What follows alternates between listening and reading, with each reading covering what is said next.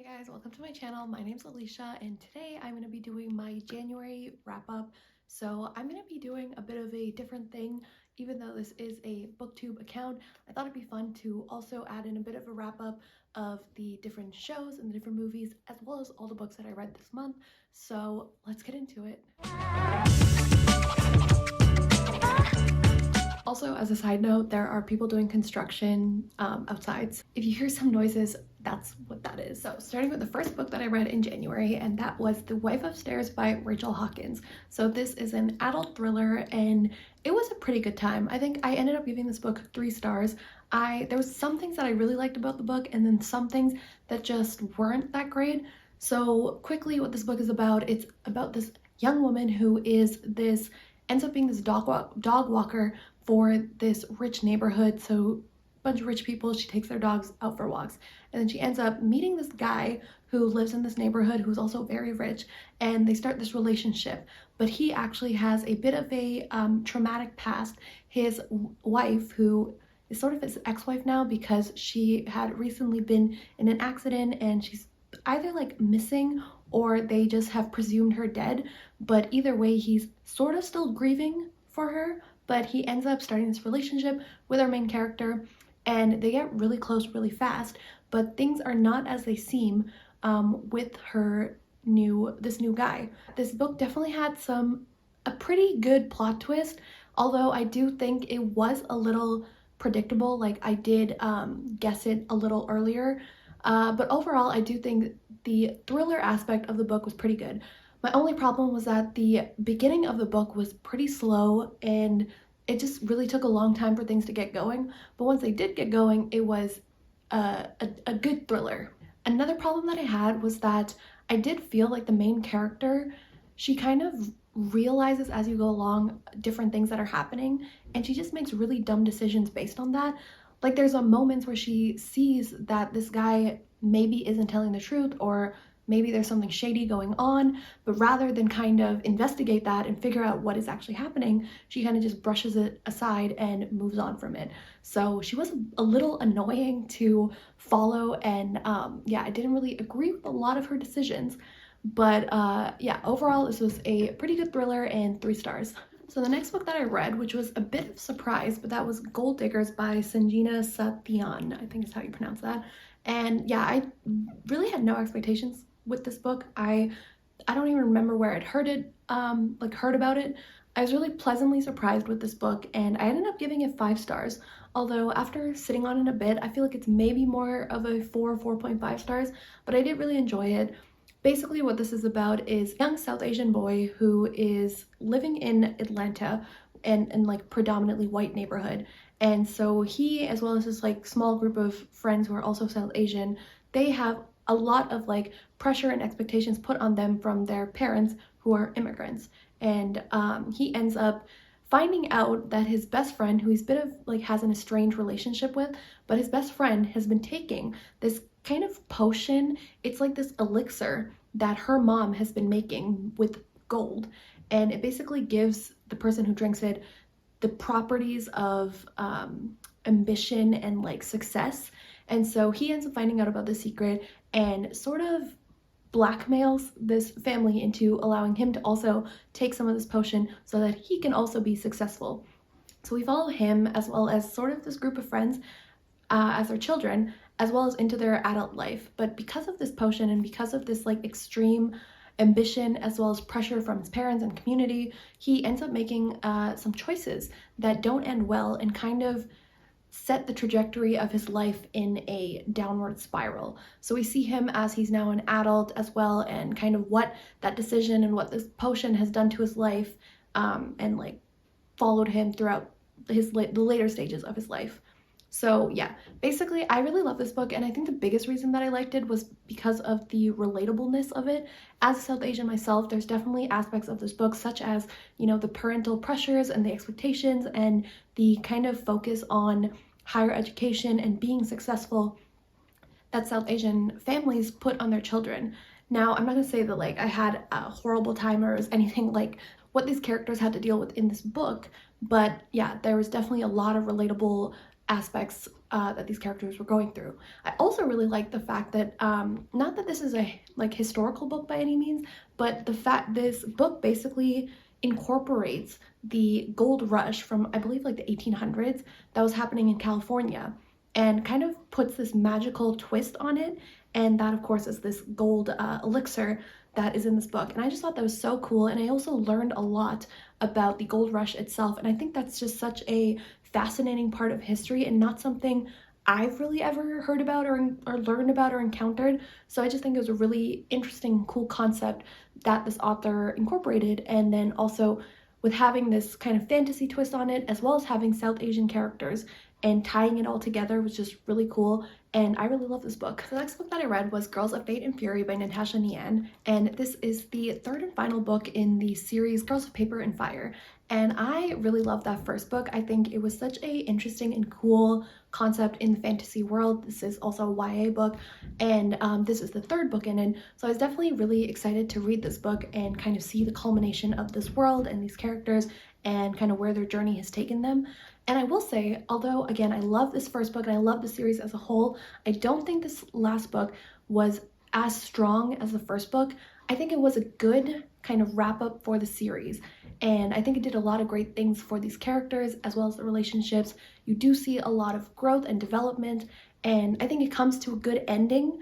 But I just think as a book itself, on its own, kind of away from the series, there was just a few things that I think the book could have done better and expanded on. Of course, in this, fantasy world, there is this kind of epic final battle we're gearing towards from basically the whole series. And I just think in terms of that, the battle itself, I feel like it could have been a little more high stakes.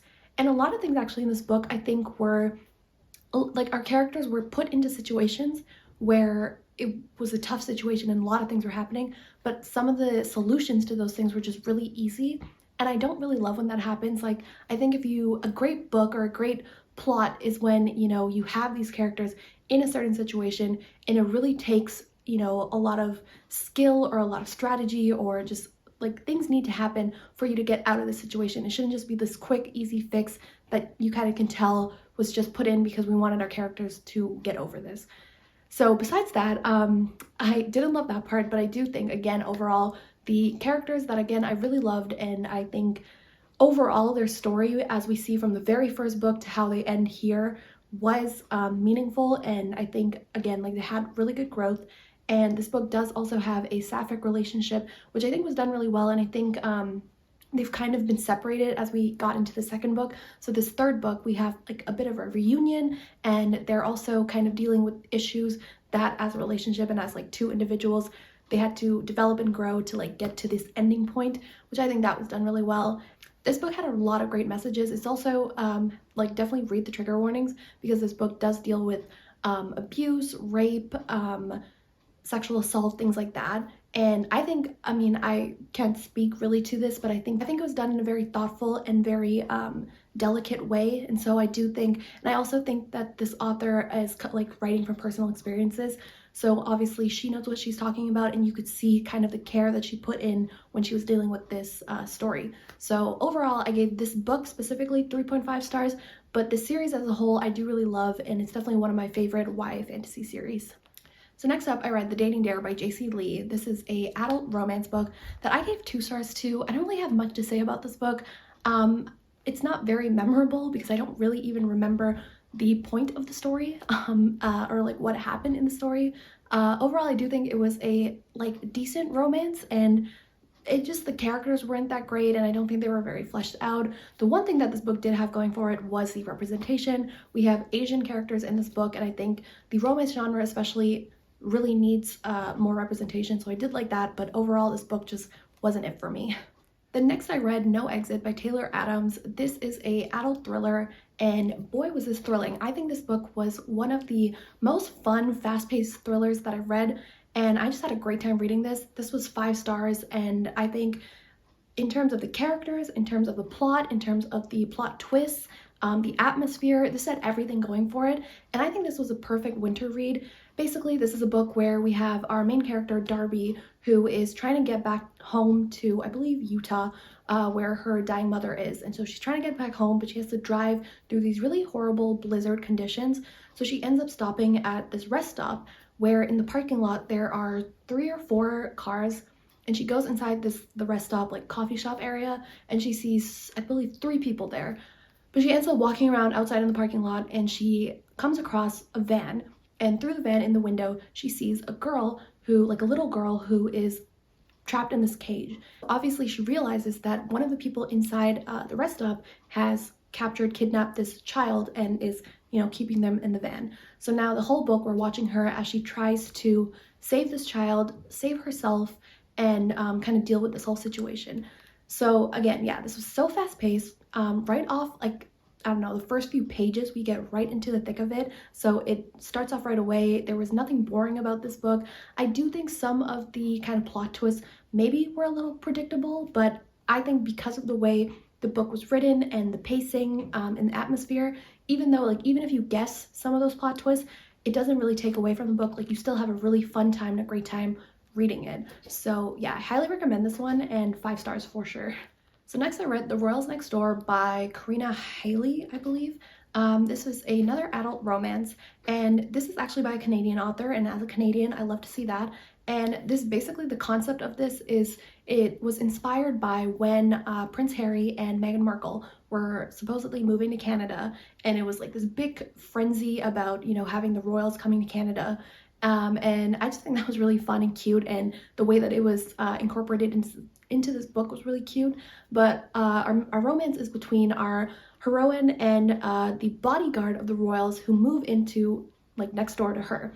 And so I think, like, overall the romance was really cute and the relationship itself was really cute, and I did like both characters on their own as well as together. My only problem was that I do think towards the end of the book, maybe the last 30%, things did kind of drag a little and got a little boring.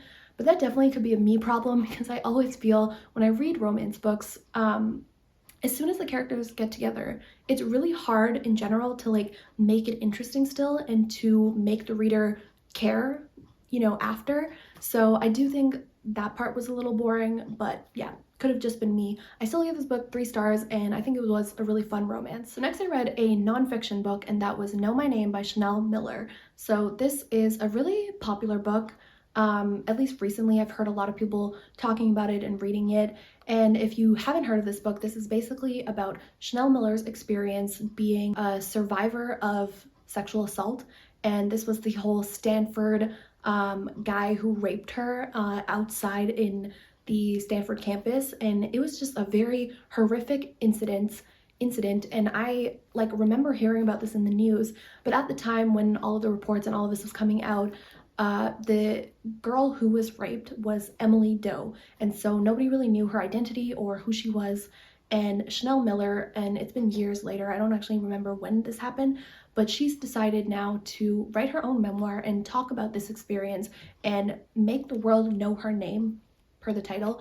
And so this book was just so powerful, so impactful, and I think really, really prevalent, because the reality is a lot of girls and women, and even some guys, deal with this. Like, they deal with sexual assault and rape and all of these things. And so I think Chanel Miller speaking out about her story, and I mean, she takes us through not only from the beginning of, like, when that thing happened, but also just the process and the trauma and the experience of even going through the justice system and trying to get justice. And the biggest thing with this case was that when the guilty verdict happened for Brock Turner, that was a huge success on its own. But then when he was sentenced, he was given such a lenient sentence. I believe he was given 6 months, and then he got out after 3 months on good behavior.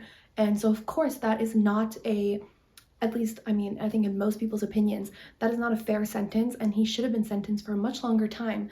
And I mean, we really see Chanel Miller and her kind of thought process and her coming to terms with, like, not only what's happened to her, but her trying to move past it, but then also trying to get justice for what's happened. A really great quote from the book that I want to read, and, like, I think really encompasses the impact of the story, and that is, Chanel Miller says, We don't fight for our own happy endings. We fight to say you can't. We fight for accountability. We fight to establish precedent. We fight because we pray we'll be the last ones to feel this kind of pain.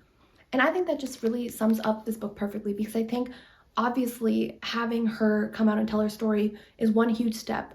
But I think like not only when people, like, we get guilty sentences and we get kind of that justice, but it's more than that. And like we need to do so much more as a society to truly stop these things from happening, or at least to make sure the women who, or the people who deal with this and have to go through this, get the justice they deserve. And so through this book, you really see that, you know, Chanel Miller, not like she wants to tell her story, but she also wants to make it possible to create change and to help other people not have to go through this. So needless to say, this was 5 stars, and I think honestly everyone needs to read this book. It is just so poignant and so important, and just absolutely amazing. So next up, I have a book that I have been meaning to read for such a long time, and I finally got around to it, but that was An Ember in the Ashes by Sabaa Tahir.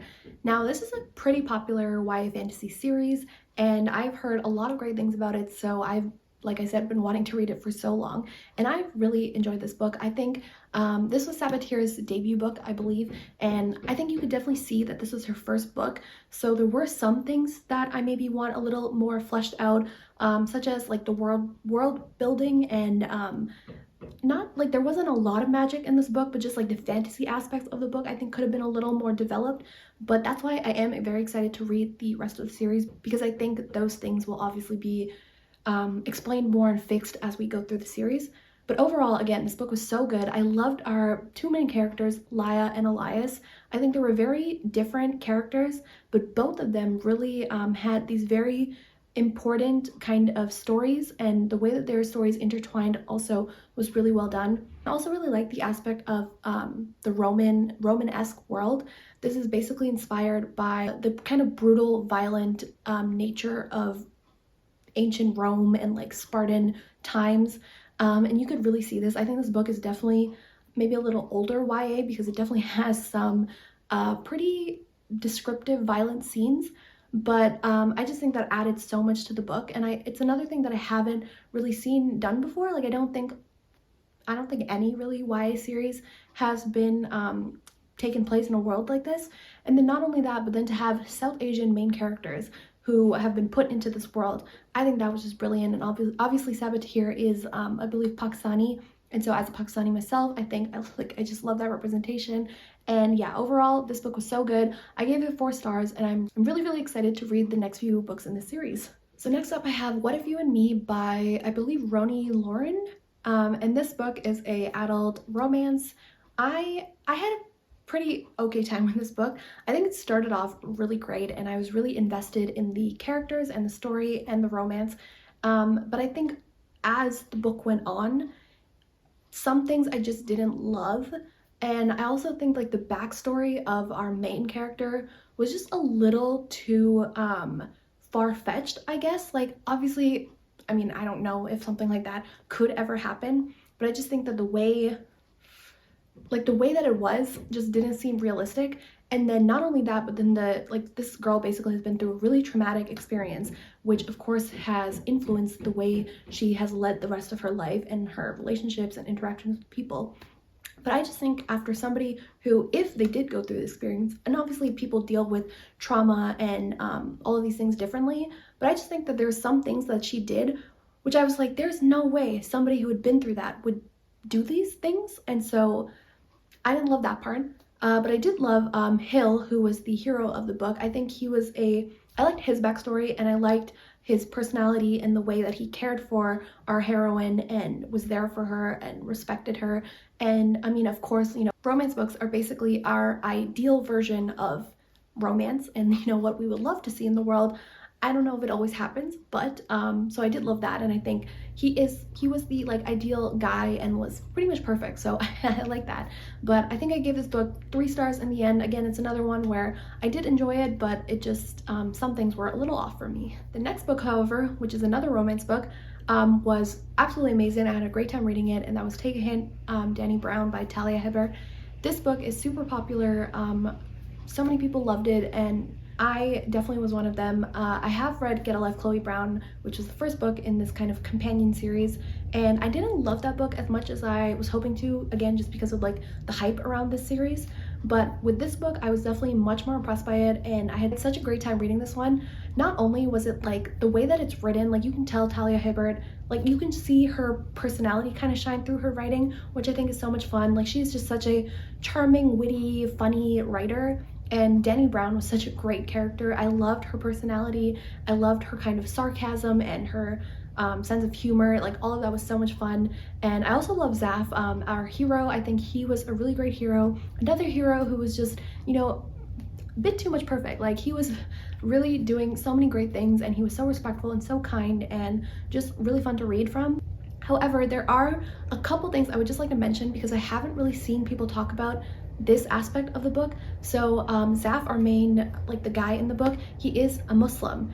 And I just think, so Talia Hibbert is representing a Muslim, and she is, when she decides that she's gonna have a Muslim character, and I mean, I don't know if she is Muslim or not and how much experience she has with Muslims, but as a Muslim myself, and obviously this is a romance book, there is sex, there is like love scenes, all of that, but it just is a big thing where a man who's a Muslim and the things that he does, and then a woman who's a Muslim and the things that she can't do, or at least like in media, especially Western media, is portrayed as, they're very different. And I feel like because of that, it causes a bit of a, maybe like a problematic stereotype, because basically what I'm trying to say is Zaf in this book is totally fine with having sex as a Muslim, and obviously as a Muslim that is not allowed.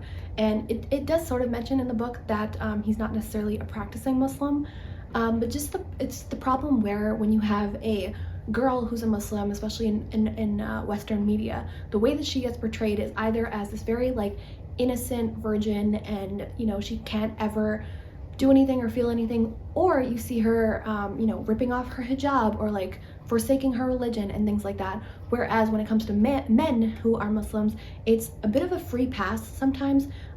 We kind of let them get away with these things, or we don't put the same expectations or pressures on them when it comes to like sex and things like that.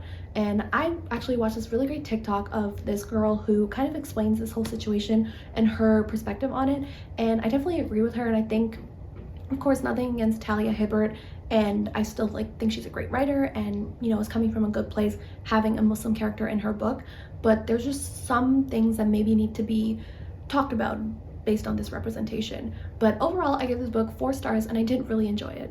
And then lastly, I have a reread, and that was the Kiss Quotient by Helen Huang. So this is a romance book that I read last year, and I just loved this book last year. It was one of the first romances I really got into, and then since then have like kind of gotten more and more into the romance genre.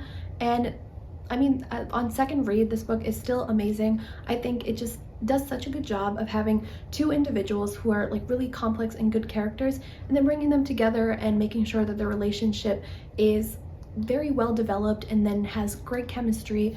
And you know, when you put two characters together, you still get the most out of them as individuals, and then you get even more out of them as like in a relationship. So I love that. And then kind of same with Talia Hibbert, Helen Huang's writing is just really kind of charming and funny and fun to read. So I love that. This book also has autistic, like Asperger's representation, and Helen Huang is like, she's writing from her own experiences, and I think it's done really well and incorporated into the story really well. I will say on second read, I think there was a couple little things that I didn't love as much, so I did bump this down to 4 stars, even though I gave it 5 stars on my initial read. But it's still one of my favorite romances ever, and I just think Helen Huang is like the queen of romance writing for me. So now those are all the books that I've read this month. Moving into the TV shows and movies that I watched, I'm gonna give like you quick rundown of the TV show and movie, my like ratings of them. I won't really go into the plots and synopsis and things like that, but I'll just tell you what I thought about them. So let's get into that. So first I have One of Us is Lying. I believe this is on Peacock, and it is based on a book. It's a YA mystery series, and I have read the book, and I think that this TV show did like a really great job of sticking to the book. And so it was just a really good adaptation, and it was a really fun time. I think that generally is the case with mysteries, like especially in the YA setting, because we had, like, I think a really good mystery. We also had some really great characters, relationships, romances, all of that fun stuff. And I think this show is really like modern and like a good, you know, Gen Z millennial show to watch. And not only that, I think this series has a sequel, or rather it is a series and has a sequel, and I haven't read the sequel. I think when I first read the book, it ended on a pretty good note for me, so I wasn't really interested in reading the second book. But after watching this show, and I do remember I loved the book as well, I have now gotten interested in reading the sequel, so I probably will do that now. Then I watched Anxious People. I think this is on Netflix, and this is basically a Swedish show, and I did watch it with like English subtitles. So I gave this 2 stars. I don't think it was that good. It's also based on a book by Frederick Bachman, same title, and I've read that book, gave it 5 stars. I absolutely love that book. I just think that this TV show didn't necessarily capture the kind of charm and beauty that the book did with like the writing. I just think that there's, and some things were kind of changed in, I don't necessarily think a positive way, and it kind of took away from like the characters and like those specific interactions and relationships that made the book so great and so charming, was having those characters personalities and their interactions and things like that. So yeah, I gave this 2 stars and I didn't really love it. Then I watched Sharp Objects, which is on HBO and Crave in Canada, and I gave this 1 star. It's pretty much a DNF, like I didn't finish watching it. It was just so boring, so confusing, and I feel like this is the type, another one that's based on a book. I think this is the type of concept that I do think would just is good as a book, and then when you try to bring it to the TV world, it doesn't really translate well. But I haven't read the book by Gillian Flynn, so I am debating whether I should read the book, because I have heard great things about the book. I just didn't love the TV show, so I don't know, we'll see. And lastly, I watched The Witcher, which is also on Netflix, and I had such a fun time with this.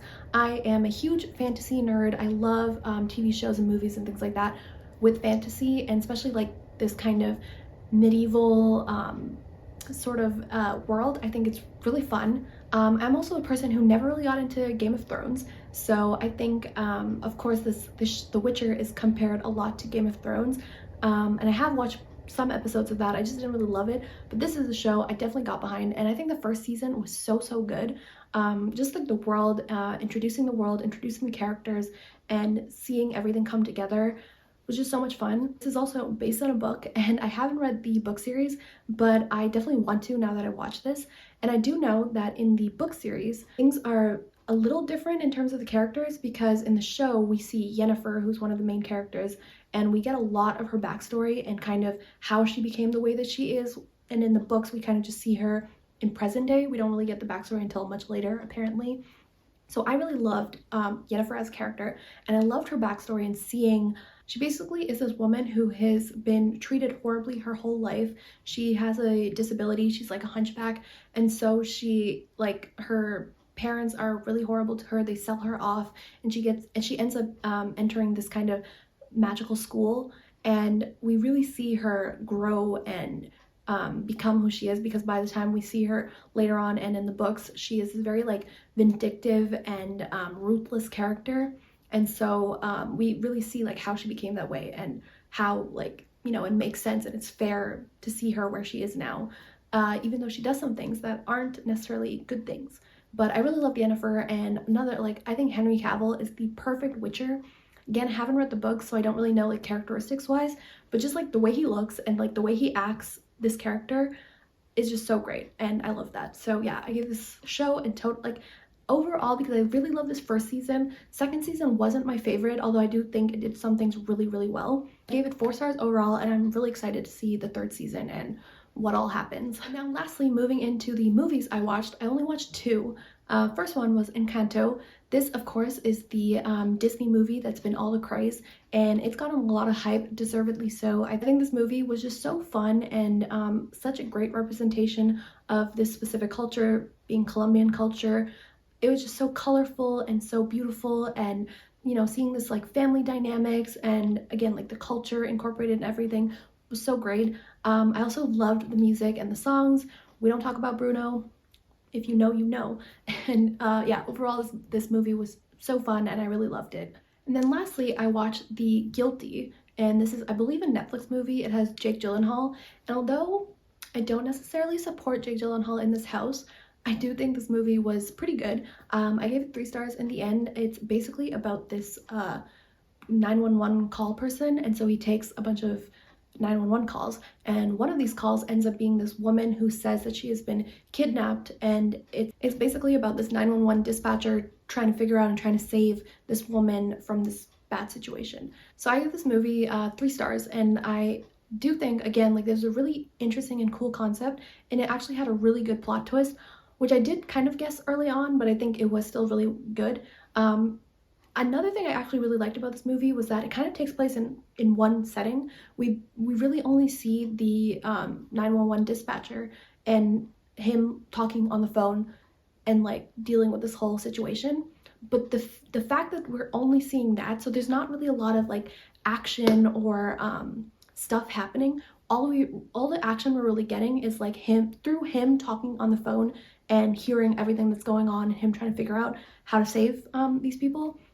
So I did really enjoy that. I think, like, despite the fact that, again, it was only kind of over one setting, the atmosphere and the stakes of the movie were still really high and really well done and keep you engaged the whole time. So I did really enjoy this, and I think it was a pretty good movie. So that's my wrap up for this month. Those are all of the books, movies, TV shows that I read, watched, listened to, all of that fun stuff. And I feel like I had a pretty good reading month. In terms of my reading, I think there's definitely a few 5-star books that I was really happy I read, although I don't know if I necessarily found any like new favorites of all time. I still think I had a great time reading this month, and I also watched a lot of great stuff on TV and films and things like that. So yeah, hope you like this video, guys, and I will see you next time.